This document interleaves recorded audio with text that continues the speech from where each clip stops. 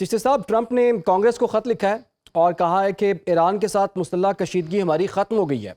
और लेकिन दूसरी जानिब हम देख रहे हैं कि उन्होंने 2027 के लिए अमरीकी ट्रंप इंतज़ामिया ने 1500 अरब डॉलर यानी कि 1.5 ट्रिलियन डॉलर्स बजट की दरख्वास्त भी कर दी, यानी कि 40% वो इजाफी मांग रहे हैं।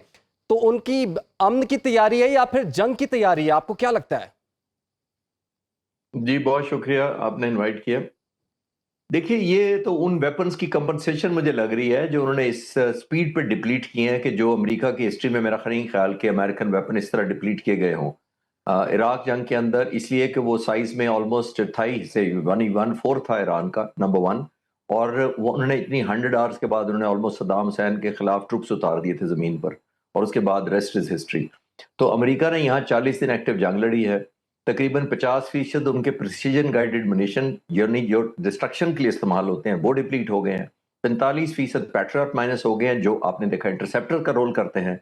फिर एक और जो टॉमाहॉक मिसाइल हैं जो precision guided stand of weapons बहुत डिस्टेंस से लॉन्च किए जाते हैं, वो तकरीबन 35% डिप्लीट हो गए हैं। अब बनाने की कैपेसिटी जो पैट्रियट फायर कर दिए गए 45%, वो तकरीबन 90 है सिर्फ उनकी बनाने की कैपेसिटी, जबकि अमेरिका ने पहले 8 दिन में 2000 पैट्रियट फायर कर दिए थे। तो इमेजिन करें कि कितना लंबा प्रोसेस होगा जिसमें ये अब दोबारा रीबिल्ड होंगे। तो सिर्फ रीबिल्ड आपके कहने से नहीं होते, आपको बहुत मैसिव फंडिंग चाहिए होती है। और जो स्ट्रेंज बात यह है कि इसमें रॉ मटेरियल जो रेयर अर्थ मिनरल जो यूज होते हैं वो ईरान अमेरिका से पे नहीं मिलेंगे, वो चाइना से मिलते हैं। तो ये अमेरिका की एक और डिपेंडेंसी है जो चाइना को जब से ये पता लगेगा, आई एम श्योर कि ये अब इतना ज्यादा डिप्लीट हुआ है, तो वो जाहिर है कॉस्ट बढ़ जाएगी उसके लिए। तो आई थिंक प्रेसिडेंट ट्रंप को रिप्लेनिश करना पड़ेगा अपना वेपन सारा, क्योंकि उन्होंने सिर्फ एक ईरान के साथ नहीं लड़ना होता।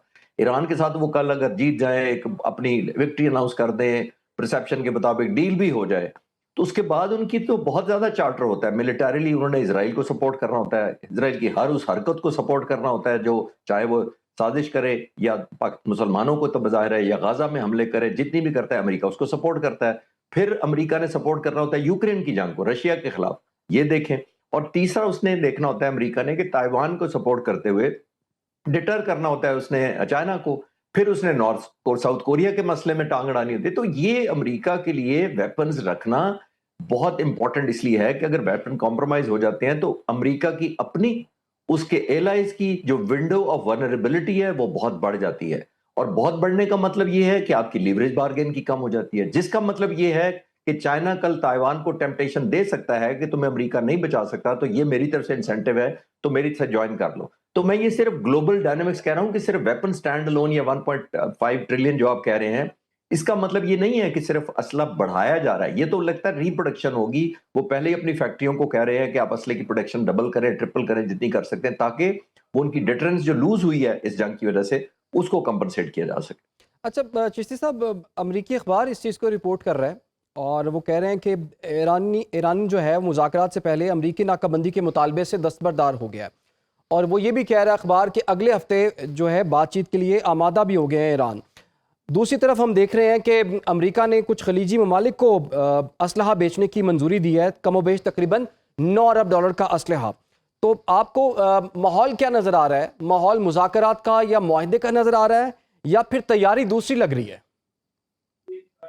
देखिए, तैयारी तो बहुत कॉम्प्रोमाइज दोनों तरफ से हो चुकी है, नंबर 1। अब पोस्चरिंग रह गई है।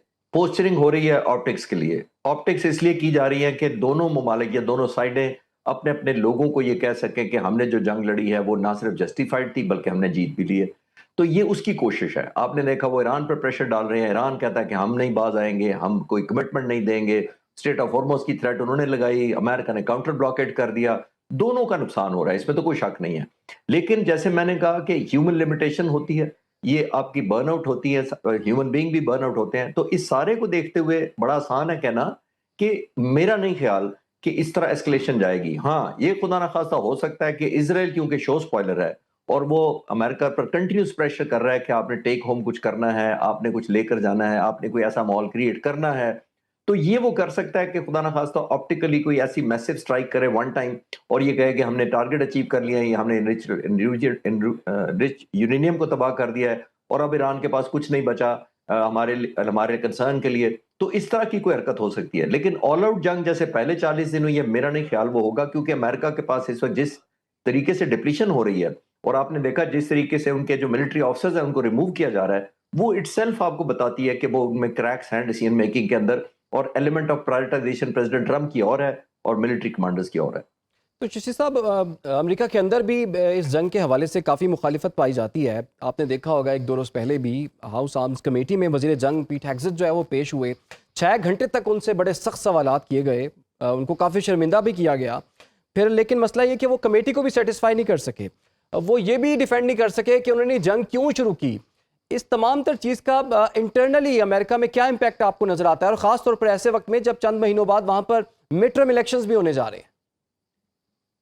जी, ये बहुत एथिकल जंग थी ही नहीं देखिए, और अमेरिका को एक फर्स्ट टाइम थ्रेट नहीं थी। जो थोड़ी देर पहले मैं आपसे अर्ज कर रहा था कि उनका 50% ऑलमोस्ट उनका एमिनिशन ड्रॉप हो गया हुआ है। ईरान का भी हुआ है, लेकिन ईरान ने तो सिर्फ अमेरिका के खिलाफ डिफेंड करना है। अमेरिका ने तो बहुत कुछ करना है। तो अमेरिका की ये जंग क्योंकि जस्टिफाइड नहीं थी, किसी और मुल्क ने, रूस ने या चीन ने मिलकर कोई हमला नहीं किया था जिसकी वजह से इतनी वेपन्स की डिप्लीशन हो जाती। तो अमेरिकन की जो इकोनॉमी है वो आपने देख लिया, $5-6 पर उनका फ्यूल चला गया हुआ है, जो कि अमेरिकन कभी यूज टू नहीं थे। तो अमेरिका की तो सबसे ज्यादा टेम्परेचर अमेरिकन कौम को फील ही होता है कि अगर उनकी इकोनॉमी हर्ट हो, उनके टैक्स बढ़ जाएं, उनकी ऑयल प्राइसेस बढ़ जाएं। जब ऑयल प्राइसेस बढ़ती है तो हम स्टैंड लोन ऑयल प्राइसेस नहीं समझते, ये पूरी कमोडिटीज बढ़ जाती हैं, ग्रोसरीज बढ़ जाती हैं, एग्रीकल्चर महंगा हो जाता है, फूड ग्रोइंग महंगी हो जाती है। तो मैं ये अर्ज कर रहा हूं कि ये मल्टी डोमेन इफेक्ट्स होना शुरू हो जाते हैं। तो प्रेसिडेंट ट्रंप के लिए बहुत बड़ा चैलेंज है, इसीलिए वो जल्द से जल्द चाहते हैं कि कोई ऐसी ट्रॉफी दिखाने में कामयाब हो जाए अपने लोगों को कि वो जो महंगाई हुई है और जो एक पब्लिक ओपिनियन इतनी उनके खिलाफ हो गई है, वो उसको कंपनसेट कर सके और कह सके कि हमने तो अचीव कर लिया है। लेकिन मोर ऑफ ऑप्टिक्स है इस वक्त। फिजिकली मेरा नहीं ख्याल अमेरिका की कैपेसिटी है। उनको ये इकोनॉमिकल लग रहा है कि एक ब्लॉकेड लगाए रखें, ना वेपन्स एक्सपैंड हो रहे हैं, ना ह्यूमन कैजुअलिटीज होती हैं। ईरान को प्रेशर किया जा रहा है। ईरान भी ज़ाहिर है ये चाहता है कि कोई ऐसी डील मिले जो फेस सेविंग उसके लिए भी हो। उन्होंने भी बड़ी कुर्बानियां दी हैं, इतने लोग शहीद हुए हैं, उनकी 160 बच्चियां शहीद हुई हैं। तो आई थिंक ईरान पर भी बहुत प्रेशर है, खास तौर पर जो उनकी हुकूमत के पहले भी ऑपोजिशन में लोग थे, कि कुछ ना कुछ ऐसी मेजरेबल टर्म में ईरान को कुछ लेना चाहिए जो वो लोगों को दिखा सके कि हम भी जीते हैं। बिल्कुल चिश्ती साहब, दबाव तो बहुत ज़्यादा था, और कांग्रेस की वोटिंग से बचने के लिए ट्रंप इंतजामिया ने ईरान के साथ जो है वो जंग खत्म होने का तासुर भी दिया, और कांग्रेस को ट्रंप ने ख़त भी लिखा है कि ईरान के साथ हमारी मुसल्लह कशीदगी जो है वो ख़त्म हो गई है। लेकिन हिस्ट्री ये बताती है ट्रंप जो कहते हैं वो करते नहीं, और जो करते हैं वो कहते नहीं। तो इससे क्या हम समझें अब? जी, बिल्कुल आपने ठीक कहा कि जो अनसर्टेनिटी है वही प्रेसिडेंट ट्रंप की सर्टेनिटी होती है। यानी वो वाक़ई वो जिसको कहते हैं ना गेस करने पे मजबूर करते हैं और फिर ऑपोज़िट कर देते हैं ये। लेकिन उनको इस वक़्त मॉरली या लीगली एक कांग्रेस को एक्सट्राडिशन ड्यू थी उनकी, क्योंकि 60 दिन की जंग तक उनकी इजाज़त थी। अब वो खुद ही कह रहे हैं, पीट हेग्सेथ भी कह रहे हैं कि जी हमने तो सीज़ फायर कर दिया, इसलिए वो तो जंग बंद हो चुकी है, इसलिए इस पे बात नहीं हो सकती। तो ये मेरा ख्याल प्रेसिडेंट ट्रंप को एक टेक्निकली भी कवर करना था उन्होंने जंग को, कि मेरी जंग बंद हो चुकी है। लेकिन आपकी बात ठीक है कि वो डिसेप्शन में कोई ना कोई स्ट्राइक्स, खास तौर पे इजराइल बहुत ज्यादा एडमेंट है कि अमेरिका कुछ ना कुछ ऐसा कर गुजरे, क्योंकि दोबारा ना ईरान ने मौका देना है उनको इस तरह का, और ना अमेरिका को इस तरह जंग में धकेला जा सकता है 6 महीने साल के अंदर। क्योंकि पहले ही हमने देखा कि 9 महीने के अंदर दूसरी दफा अमेरिका को जंग में मजबूर कर दिया गया। चाहे वो प्रेसिडेंट ट्रंप का फैसला था या नेतन्याहू का, वो एक अलग डिबेट है। लेकिन 9 महीनों के अंदर इतनी मैसिव डिस्ट्रक्शन हुई है ईरान की भी, और जाहिर है इकोनॉमी की भी जो अमेरिका की है। तो रोजाना की बुनियाद पर प्रेसिडेंट ट्रंप बिल्ड नहीं कर सकेंगे। अगर वो पूरा टेन्योर कर भी ले तो उनके लिए बड़ा मुश्किल होगा एक और जंग ईरान के खिलाफ लड़ना। तो सर, चाइना के दौरे से पहले ये मामला सेटल हो सकता है आपके ख्याल में? और अगर ये मामला सेटल नहीं होता तो क्या ट्रंप चाइना का दौरा करेंगे, या वो भी फिर पोस्टपोन हो जाएगा? मेरा ख्याल है कि ईरान के खिलाफ जंग में कुछ ना कुछ उन्होंने करना है, क्योंकि चाइना का इटसेल्फ बहुत बड़ा प्रेशर है। और जब तक ये कुछ नहीं दिखा पाएंगे और अपने मेजरेबल एक सोल्यूशन नहीं लेकर जाएंगे, मेरा नहीं ख्याल उनके चाइना के दौरे का कोई फायदा उनको, दोनों मुल्कों को होगा। क्योंकि जब तक ये हॉस्टिलिटी बरकरार है, ग्रीवेंसेस भी बरकरार है, क्योंकि अमेरिका को ये शिकायत है कि चाइना बड़ी मदद कर रहा है, और चाइना को जाहिर है शिकायत है कि अमेरिका ने चोकिंग की है, पहले वेनेजुएला की है, अब ईरान की है, उनको तेल नहीं आने दिया जा रहा। वो ऑलमोस्ट 90% ईरान से तेल लेते थे। तो चाइना के अपने ग्रीवेंसेस हैं। तो इस ग्रीवेंसेस की मौजूदगी में मुझे लगता है कि अगर ना सीज फायर हुआ तो ये एक्सटेंड करेंगे अपना विजिट। उसकी वजह ये है कि टेक होम अमेरिका को वहां से भी कुछ नहीं मिलेगा, और चाइना भी वेलकमिंग नहीं होगा जब तक ये चीजें स्मूथ आउट नहीं होंगी। अच्छा सर, आखिर में ये बताइएगा, ईरानी खातमुल अंबिया हेडक्वार्टर्स का ये कहना है कि ईरान और अमेरिका के दरमियान नए सिरे से तसादुम का खदशा है।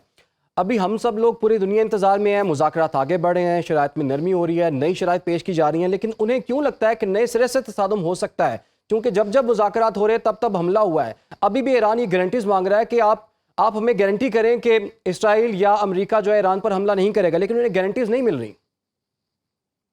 जी, मेरा ख्याल यही है कि प्रेसिडेंट ट्रंप को क्योंकि कुछ ना कुछ टेक होम चाहिए, तो एक पॉसिबिलिटी सिर्फ बनती है जिसका मुझे खतरा है कि president Trump one time strike करें, B2 बॉम्बर्स और डेगो गार्शिया को एक्टिवेट किया जाए, कुछ ऐसी स्ट्राइक करें जिसपे वो क्लेम कर सकें कि मैंने मिलिट्री ऑब्जेक्टिव जो रह गए थे हासिल कर लिए हैं और मैं अब स्टेट ऑफ हॉर्मुज़ से पुल आउट कर रहा हूँ, काउंटर ब्लॉकेड नहीं कर रहा और ईरान को भी ऐसे लोगों को डाला जाए, खासतौर पर पाकिस्तान को कन्विंस करने पे लगाया जाए कि इसको खत्म कर दिया जाए इसको और बाद में बातचीत कंटिन्यू की जाए ताकि for the time being escalation वापस कूल डाउन हो जाए। तो वो एक पॉसिबिलिटी सिर्फ लगती है जिसकी तरफ ईरानी इशारा कर रहे हैं कि अमेरिका दोबारा हमला कर सकता है। सिर्फ एक पॉसिबिलिटी वो है कि अदरवाइज ऑल आउट जंग जिस तरह पहले हुई है सस्टेन्ड, मैं उसको नहीं देख पा रहा।